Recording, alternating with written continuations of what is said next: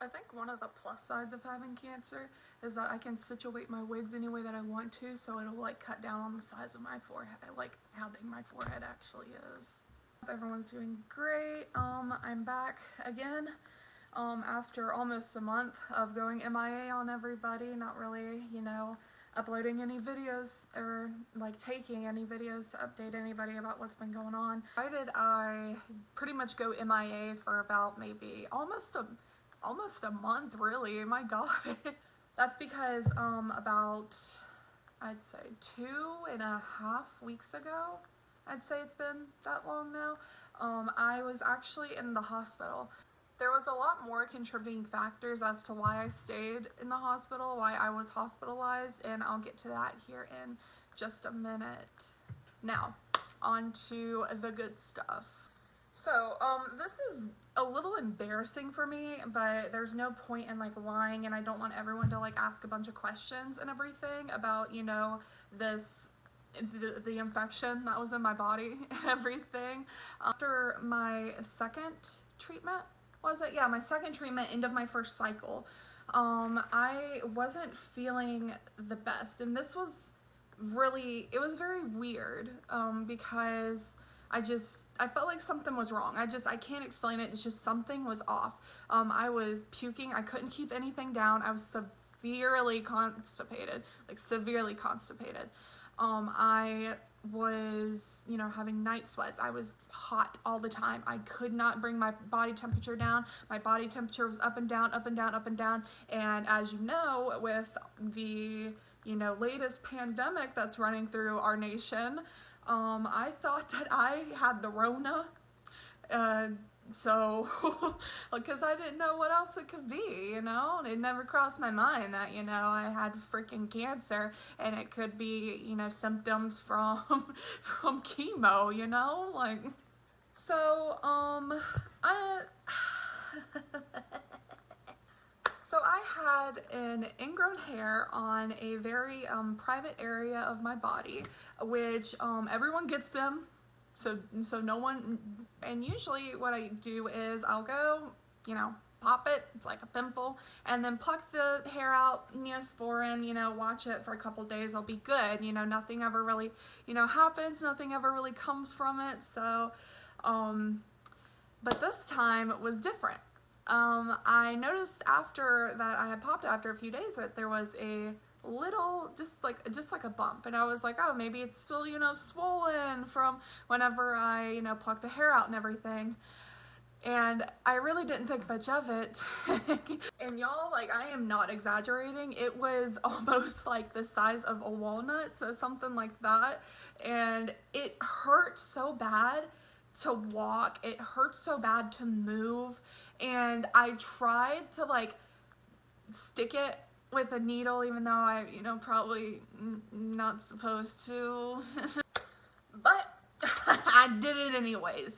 So after I tried to, you know, doctor myself and everything, I realized that, you know, I broke the skin, but nothing was coming out. So I got a little concerned, you know. While I'm mutilating my body, you know, I had a bunch of like different stuff going on, like what I was saying. Like I could not keep anything down. Like I would take a few bites of something and then I would just throw it up. And that's a good toy. While I was in the midst of puking and everything, I would puke so hard it would come out of my nose, and I don't know if anyone's ever done that before, but you, like, afterwards you still feel like chunks of food, like, in your sinus cavities, and it's just, I guess it's like saving a snack for later, I don't really know. Aside from vomiting everything out of my stomach, I would just, my temperature would spike very randomly. Like it would just be up, down, up, down, up, down. It would go from like 103 down to 98. Then it would go to 102, down to 99. You know, it was just, you couldn't really tell, you know?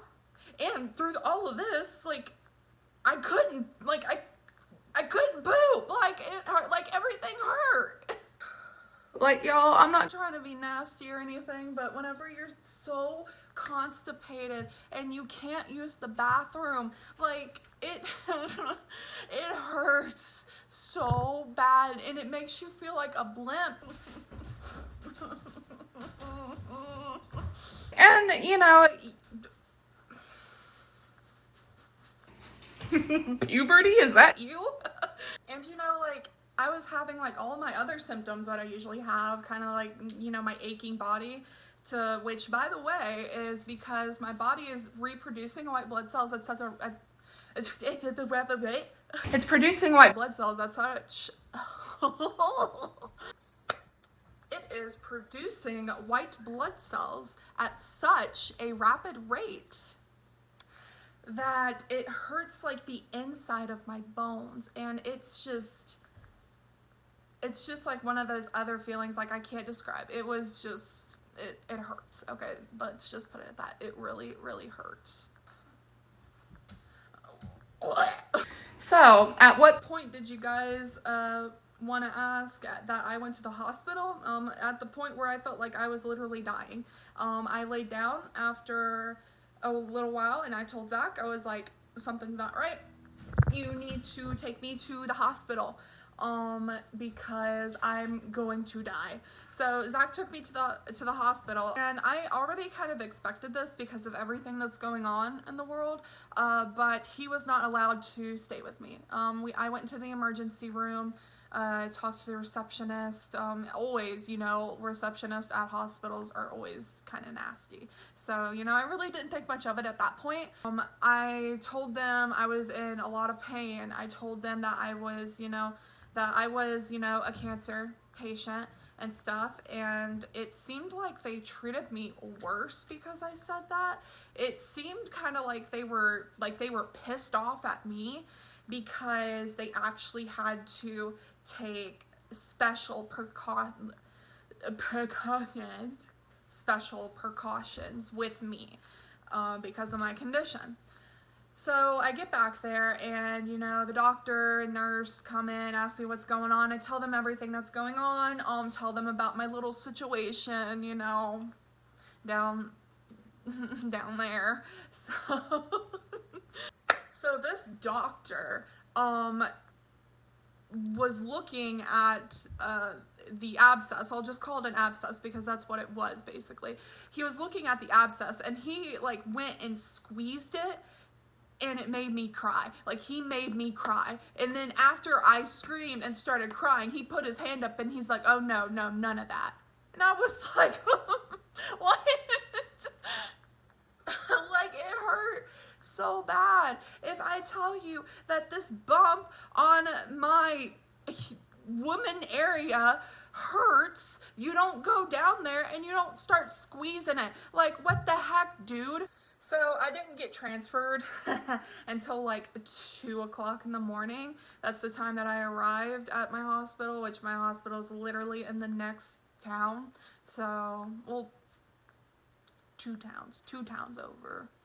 So as soon as I get there, I feel a lot better, but, you know, I knew at this point that I was getting hospitalized. I've never had to stay, you know, in the hospital overnight, let alone everything that's going on in the world. I had to do it by myself, you know, and it was really, really scary for me. I cried a lot. I've cried a lot since I've had cancer.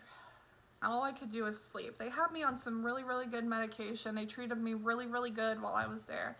The cool thing, I wouldn't say it's cool or anything, but I would say, like, interesting. The interesting thing was that since I was, you know, a cancer patient, I had to be put about, it was like, I think the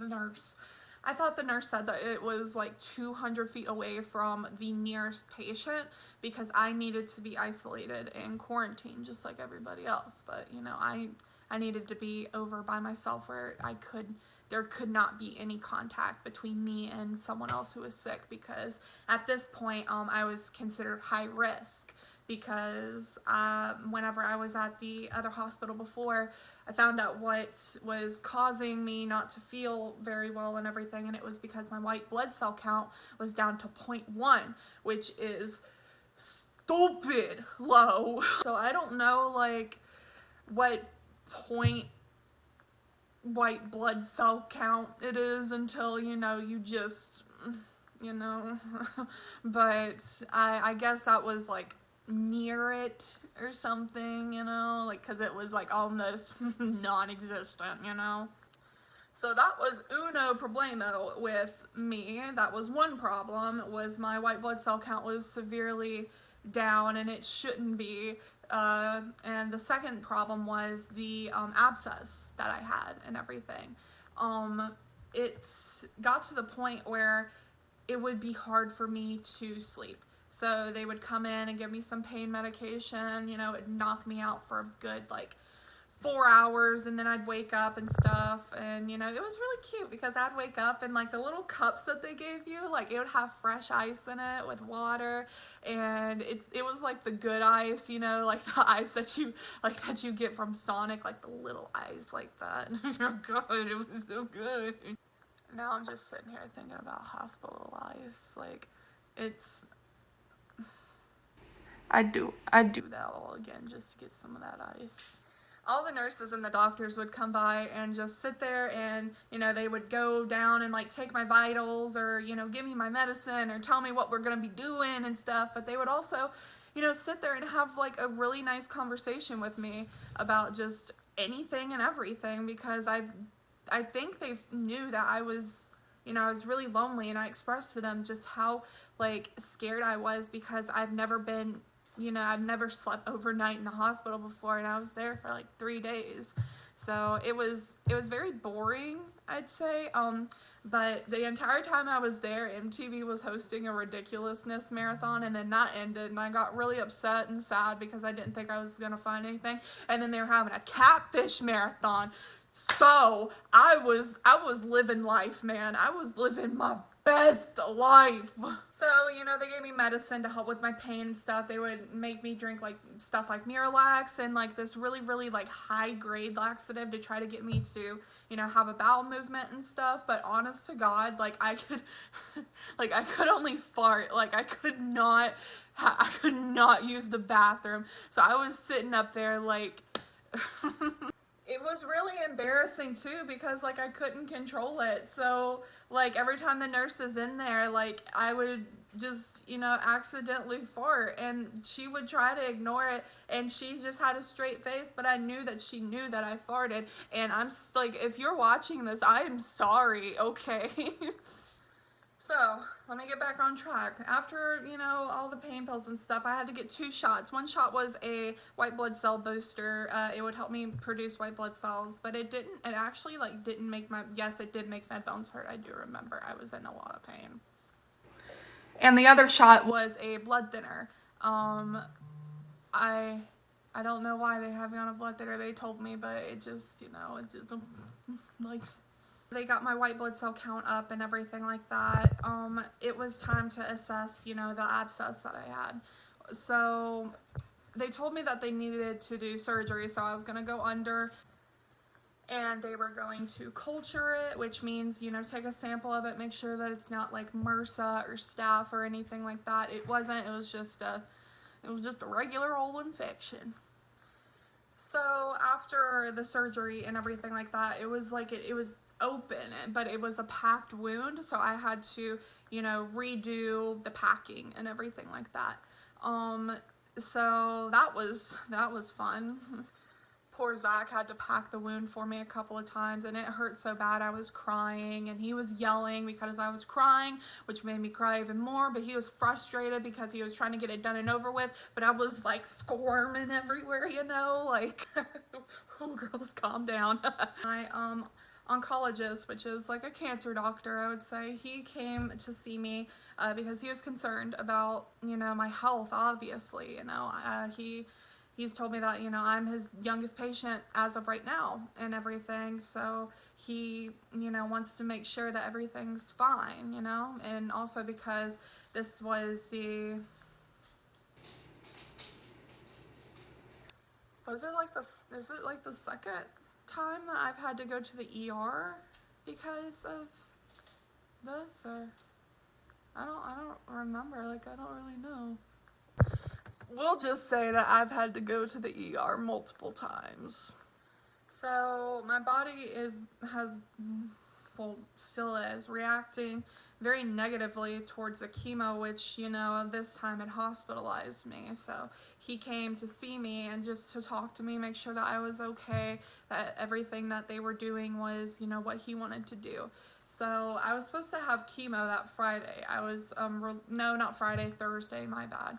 I was supposed to have chemo on Thursday, but I had just gotten out of surgery on Wednesday and was released to go home. So we had chemo, my white blood cell count was still up and stuff, but this time at this chemo treatment, it was kind of weird because they had me sit in the checkup room for a little while because they wanted me to be in the, like, my own treatment room by itself, or at least like across the room from somebody, so we wouldn't have, you know, social distancing. I don't really know. Basically, he doesn't want anyone else's germs on my germs. They gave me a white blood cell shot, so it will help, you know, ease my symptoms and stuff. I pretty much had, you know, regular symptoms and stuff like that after chemo. I'm pretty sure I vomited. I can't really remember, honestly.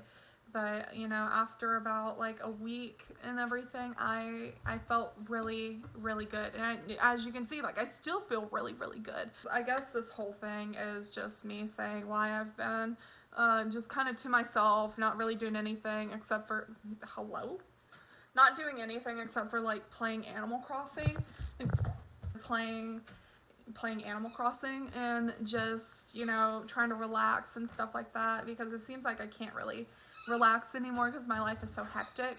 So it's just been like a really, really rough month, about a month, almost a month for me and everything. So I guess so I'm sorry, you know, that I haven't really been posting a lot of updates and stuff. It's just, you know, I have to, with this whole, I have kind of realized that I need to sort of step back a little bit and, you know, take care of myself, make sure that my needs are met before, you know, trying to put anyone else's needs before mine.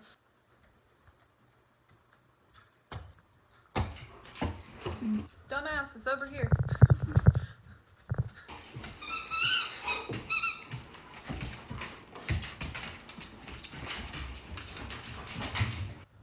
My next chemo treatment is tomorrow, which is the 13th. Yes, the 13th.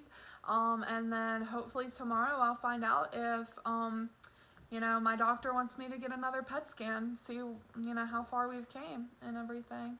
So I just really hope that, like, tomorrow there's, like, no one in the treatment room, because it's so...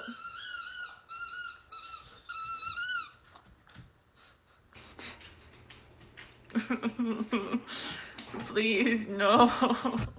It seems like all the older people that are in there, whenever I'm in there, I get a lot of dirty looks and everything like that, and the only way that I can, you know, rationalize as to why they would be mad at me is because I'm young. I don't know, I mean, like, we all have cancer, like, I don't understand, like, I'm in there, like... Oh, God.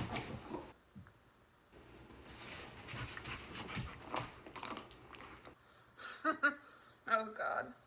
Hold up.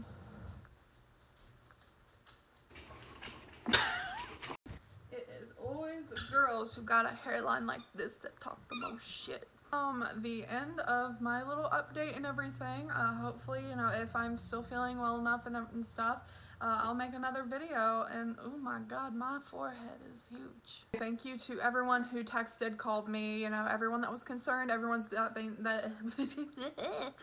and to everyone that's been keeping me in their prayers and stuff. I do very much appreciate it. Prayer does work, in my opinion, so... And thank you everyone that's been supporting me not only through my journey but also with my videos and everything like that. I love making them just as much as you guys love watching them. So I will see you guys sometime soon, hopefully, and everybody take care and have a very blessed day. Bye.